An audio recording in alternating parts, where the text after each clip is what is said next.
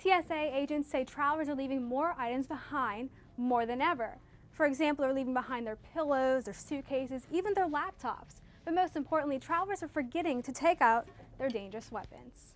It's been a big night for David Vitter as he secured a spot in the November 21st runoff against John Bel Edwards. Tonight he talked about his policy, he talked about education, healthcare, and the budget. He talked about how he would reform those topics and many other things. He also mentioned John Bel Edwards and how he compares him to electing Obama in the state of Louisiana. Hear what else he had to say tonight. Detectives in New Orleans are trying to figure out if the same robbers that robbed the Chafalaya are the same men who robbed this uptown restaurant 1 month ago.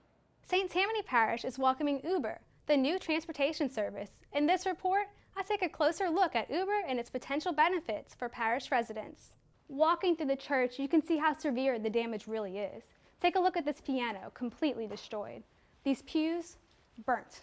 The only thing left salvageable would be the stained glass windows. In one of his first outings as governor-elect, John Bel Edwards stopped at Southeastern's campus where he spoke to members of Hammond, Amite, and Ponchatoula's chambers of commerce. He spoke to a sold-out crowd of about 600 people where he talked about critical issues Louisiana is facing.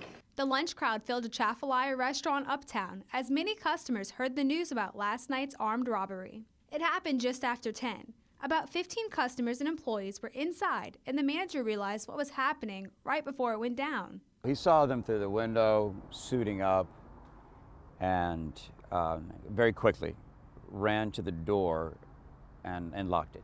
The manager then alerted customers as to what was going on. He very calmly prepped everybody for an ugly inevitable.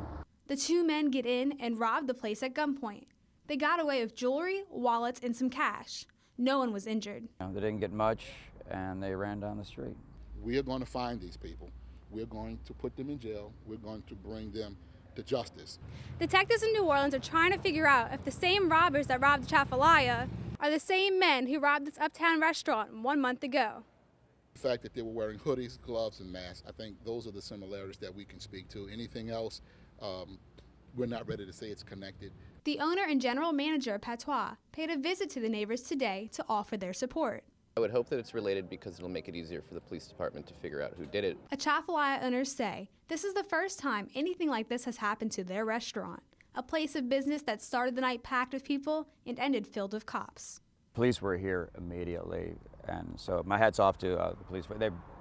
They were thorough. When they got here, the detectives were great. The cops were here on a moment's notice. Reporting from Uptown, I'm Dominique Brogel. A brand new development could be coming to the Mandeville lakefront. Once the home of a pre-stressed concrete plant that helped develop the causeway, the 78-acre site is now owned by two doctors who hope to develop the area into Port Marini.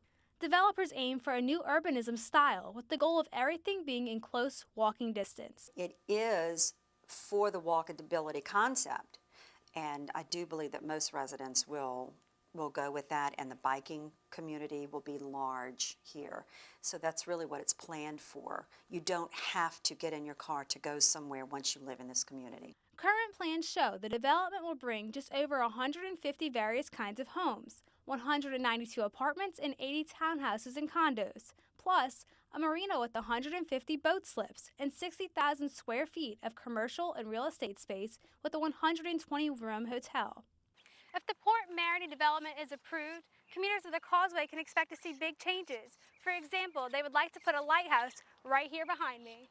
But some people are opposed to the idea of such a massive development. It's going to change the way of life here, and I think that's where most of the citizens are starting to realize, like, I don't think I want this. Like, everybody wanted some type of development, but now that they've got what's in front of them, they're starting to make the decision with all the information that this is just too much for this area. We can't handle this. Some citizens worry about the influx of traffic, the number of people, and the changes that could occur in their school systems. This isn't natural growth. You're only actually going to 3 different schools, elementary, one junior high, middle school, and then one high school that are every single one of them is extremely crowded already. The Planning and Zoning Committee and the City Council are holding public hearings each month as they prepare to make a final decision. If we can come to resolution with any and all of those challenges, then I'm more than likely to support it.